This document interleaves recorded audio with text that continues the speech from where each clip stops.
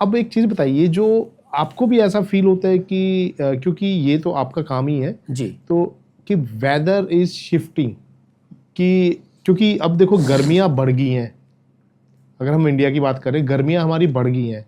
जो गर्मियां अप्रैल में जाके शुरू होती थी, अब इस साल तो जनवरी में शुरू हो गई है। और जो अक्टूबर में आते आते ऑलमोस्ट ठंड आने लग जाती थी, और दिसंबर तक ठंड होती थी, स्वेटरें पहननी शुरू करते थे। अब हम दिसंबर एंड तक स्वेटर नहीं पहनते, शायद एक दो शीत लहर आती है, एक दो दिन की, 5 दिन की, उसके बाद सब खत्म। आपने बड़ा बड़ा इम्पोर्टेंट एक सवाल उठाया है। देखिए बात ऐसी है कि शिफ्टिंग हुआ है।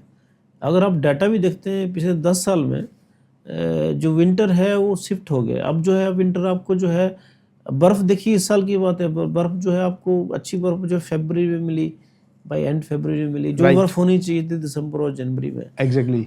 तो ये एक बड़ा चेंज है, जो जैसे वेदर पैटर्न चेंज हो रहा है। तो इसको हम कंसीडर कर रहे हैं क्या, इस चीज़ को हाँ, भी? इसको हम कंसिडर कर रहे हैं। और साथ साथ में, इसके साथ साथ में एक बहुत बड़ा फ़र्क हमने मॉनसून में भी देखा है।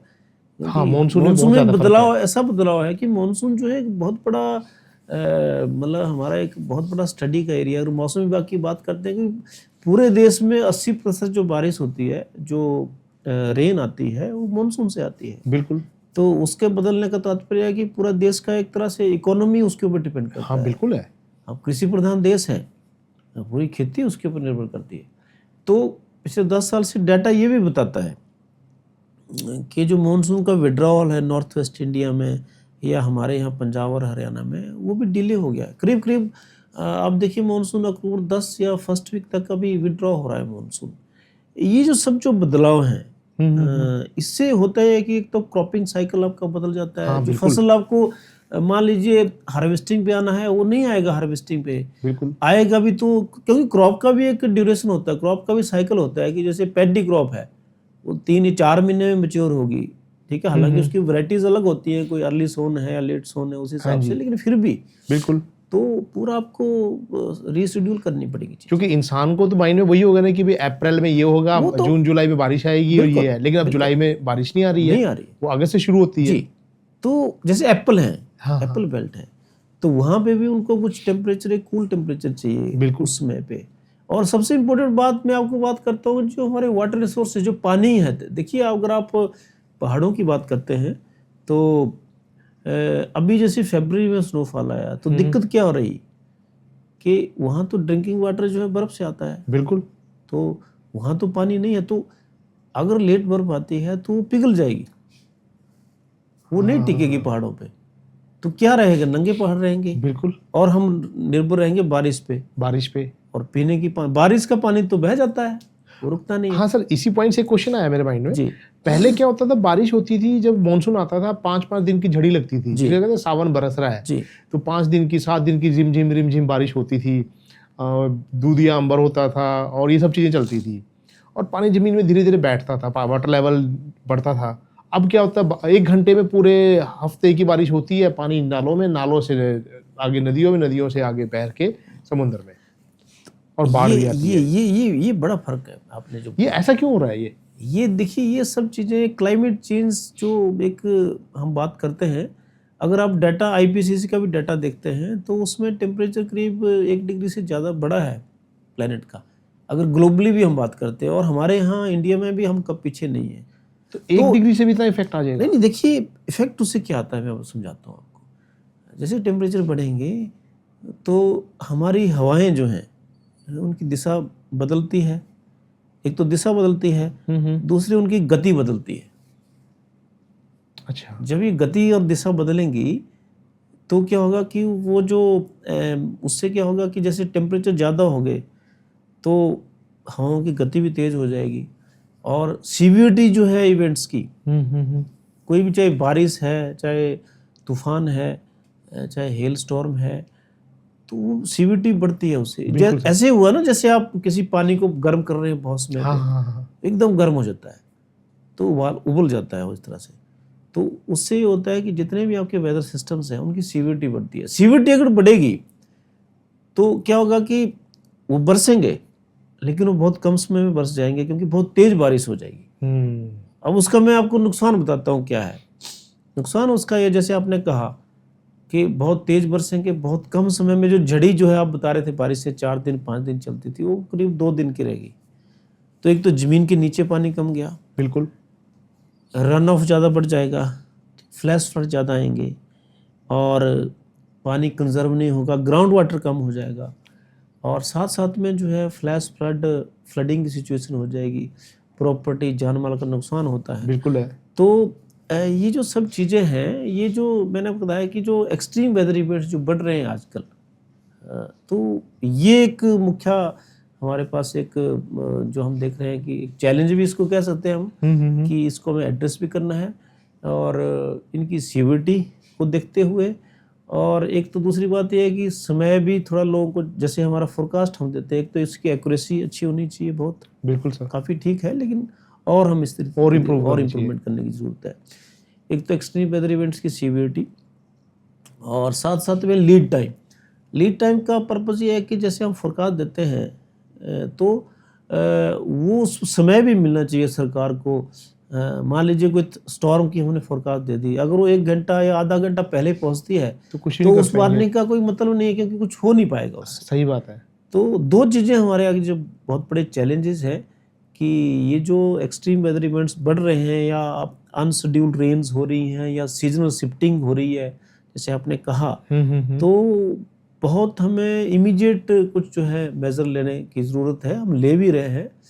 एक तो हमें ऑब्जर्वेशन बढ़ानी पड़ेगी, कम्युनिकेशन ठीक करना पड़ेगा, साथ साथ में हमें ये भी करना पड़ेगा कि जो एक्यूरेसी है वो हमारी और ज़्यादा बेहतर हो। हालांकि हमने बहुत ज़्यादा प्रोग्रेस किया है, जैसे हीट वेव का एक्यूरेसी तो लगभग 100% है। अभी हीट वेव जैसे समर आता है तो हम बता देते हैं, लेकिन अगर हम बात करते हैं तेज़ बारिश की या जैसे स्टॉर्म्स की बात आ गई, तो फिर वो 97-100% से कम रह के कुछ 85 to 90 रह जाती है। ओके, तो हमें इस गैप को थोड़ा सा धीरे धीरे, क्योंकि फिर उससे नुकसान होगा। तो बेसिक रीज़न क्या है कि ये गैप आ रहा है इसका? इसकी 2-3 चीज़ें हैं। एक तो ये है कि देखिए, एक तो हमें ऑब्जर्विंग सिस्टम हमारे पास काफ़ी बेहतर है और अच्छा करना है। और उस दिशा में अभी भारत सरकार का बहुत बड़ा इनिशिएटिव है मिशन मौसम। तो उसमें हम करीब काफ़ी गुड नंबर ऑफ रडार्स जो हम लगा रहे हैं। मिशन मौसम। तो उसका पर्पज ये है कि भारत सरकार ये चाहती है कि हमारा जो है वेदर रेडी और क्लाइमेट स्मार्ट नेशन बने, कि हर एक नूक एंड कॉर्नर में जो है मौसम की जानकारी मिले और लोग जो है मौसम से के संबंध में जितने भी हमारे गैजेट्स हैं, ऐप्स हैं, उसका पूरा लाभ मिले और हम जो है मौसम से होने वाली जो भी नुकसान है, जान माल का नुकसान है, प्रॉपर्टी का, उसको अगर बिल्कुल जीरो ना कर पाए तो ना के बराबर रखें। हाँ, तो भारत सरकार का इसलिए जो है अभी बहुत बड़ा एक इनिशिएटिव भारत सरकार ने लिया, मौसम मिशन, जैसे मैं बताया, उसमें रडार्स लग रहे हैं, 50+ रडार लग रहे हैं, ऑटोमेटिक वेदर स्टेशन लग रहे हैं, अपर एयर ऑब्जर्वेशन लग रहे हैं, सैटेलाइट्स में इम्प्रूवमेंट्स हैं। तो ये सब गैजेट्स होते हैं, नए डिवाइसेस है, ये इंडिया मेड ही रहे हैं या हम बाहर से इंपोर्ट करते हैं? नहीं, वो सब चीज़ें हैं, उसमें टेक्नोलॉजी इंटरवेंशन बाहर से भी रहेगा, हमारे अपने भी हैं। और साथ साथ में अभी इसी मिशन में जो है हमारा आर्टिफिशियल इंटेलिजेंस और मशीन लर्निंग को भी हम इंटीग्रेट कर रहे हैं। ओके, फोरकास्टिंग सिस्टम, तो उससे तो इंक्रीज हो जाएगी, प्रिसिशन अच्छा आ जाएगा, उससे एक्यूरेसी अच्छी होगी, स्पीड अच्छी होगी और हम और बेहतर कर पाएंगे। तो डू यू थिंक कि ये सब चीज़ें करने से ह्यूमन इंटरफेरेंस कम हो जाएगी, ये सब मशीनों से ही अपना होएगा, बस मैनेजमेंट और मेंटेनेंस? नहीं, देखिए ऐसा नहीं है, क्योंकि मशीन तो एक मशीन है, अपना काम करेगी। ह्यूमन इंटरवेंशन का हमेशा रोल रहेगा। हाँ, कम हो जाता है उससे, जहाँ इंटरवेंशन पहले ज़्यादा थी वहाँ अब थोड़ी कम हो जाएगी, लेकिन इससे हमारे स्किल्स अच्छे हो जाएंगे बहुत। हाँ, प्रेडिक्शन और एक्यूरेसी बहुत अच्छी हो जाएगी। तो बहुत से ऐसे हम स्टेप्स ले रहे हैं ताकि हमारा जो देश है, जो कि कह लीजिए कि हम उसको वेदर वाइज बनाना चाहते हैं, ताकि वेदर से रिलेटेड कोई भी डिजास्टर आता है, हम नुकसान जो है ना के बराबर रखें, जीरो करें या बहुत कम हो। इस तरह के प्रयास जो है विभाग के या भारत सरकार के भी है। सर, ऐसा कितने चांसेस लगते हैं आपको कि चंडीगढ़ में कभी स्नोफॉल होगी? देखिए, नहीं है, क्योंकि क्लाइमेटोलॉजिकली अगर देखें तो किसी वक्त जो है चंडीगढ़ में इस तरह का था कि ये माउंटेन थे, तो जियोलॉजिकल जो हमारी हिस्ट्री है या टेक्टोनिक मूवमेंट्स की अगर हम कुछ लिटरेचर देखें, वहाँ कुछ इस तरह की चीज़ें हैं। लेकिन क्योंकि जो स्नोफॉल होता है वो टेम्परेचर बेस्ड होता है हमारे यहाँ। ये पूरा टेम्परेचर पर निर्भर करता है। तो टेम्परेचर हमारे यहाँ 0 डिग्री के आसपास जाता है कभी कभी। हाँ जाता है, पहले जाता था।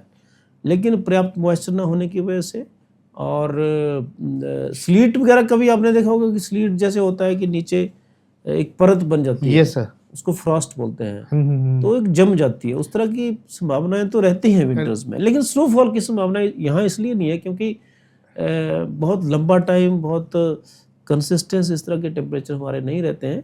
और दूसरे हमारे यहाँ की माउंटेनस एरिया नहीं है, प्लेन एरिया है, तो टेम्परेचर का बढ़ना जो है बहुत एब्रप्ट हो जाता है हमारे यहाँ। तो जो हमारा टेम्परेचर का रेंज है, जो स्टैंडर्ड्स हैं हमारे टेम्परेचर के, तो करीब करीब 2 से 3 डिग्री एवरेज टेम्परेचर या 4 डिग्री के आसपास एक्सट्रीम विंटर में भी रहते हैं। तो बर्फ़ की संभावना यहाँ नहीं है। हाँ, तो इस तरह से रहता है। तो चंडीगढ़ में ऐसी संभावनाएं तो नहीं है, लेकिन जैसे मैंने कहा कि एक्सट्रीम्स के चांसेस बने रहेंगे अभी आगे भी। आप देखेंगे कि जैसे जहाँ तक फोरकास्ट की आपने बात की, तो इस साल आपने कहा था कि गर्मियाँ कुछ ज़्यादा रहेंगी। तो अभी मई में आप देखना कि कुछ गर्मियाँ रहेंगी ज़्यादा। और मॉनसून का भी हमने फोरकास्ट दिया है, तो मॉनसून का जो इनिशियल हमारे इंडिकेशंस है कि जून टू सितंबर वो अच्छा मॉनसून रहेगा, इस बार अच्छा रहेगा, अच्छा मॉनसून रहेगा। तो उससे हम लोगों को एक कॉन्फिडेंस मिल जाएगा कि बारिश पर्याप्त होगी तो किसानों के लिए अच्छा है, और साथ साथ में जो भी वाटर रेगुलेशंस है, वाटर अथॉरिटीज़ है, उनके लिए अच्छा है, डैम अथॉरिटी के लिए अच्छा है, क्योंकि जो डैम्स होते हैं वहाँ पानी अगर ऊपर से अच्छा आएगा कैचमेंट से, तो वो पानी पर्याप्त नीचे दे पाएंगे। बिल्कुल सर। बिजली उससे जनरेट होती है। ये सब चीज़ें एक तरह से जुड़ी हुई हैं। तो मॉनसून अच्छा होना एक अच्छा इंडिकेशन है, उससे हम प्रिपेयर हो जाते हैं। तो मॉनसून अच्छा हुआ तो हमारी साइकिल कहीं ना कहीं ठीक होने लगेगी। हाँ, फिर ये होगा कि पानी का जो से बात कर रहा हूँ कि कहीं डेफिसिट होगा, कहीं सरप्लस, तो अच्छा मॉनसून होगा, रिजर्वायर जो है वो भरे होंगे। बिल्कुल, रिजर्वायर भरे होंगे तो इरीगेट, क्योंकि रेनफेड एग्रीकल्चर हमारे बहुत है यहाँ। हमारा कृषि जो है ना, बारिश के ऊपर बहुत निर्भर। Yes sir. तो अगर एग्रीकल्चर प्रोडक्टिविटी की बात करते हैं हम, तो भी बहुत ज़्यादा जो है बारिशों के ऊपर डिपेंड करता है। पंजाब को, हरियाणा को आप छोड़िए, जहाँ इरिगेशन अश्योर्ड है, वहाँ नहीं है, लेकिन कितने हमारे देश के एरिया है जो कि बारिश के ऊपर निर्भर करता है। तो अच्छा मॉनसून अपने आप में एक बहुत अच्छी बात है।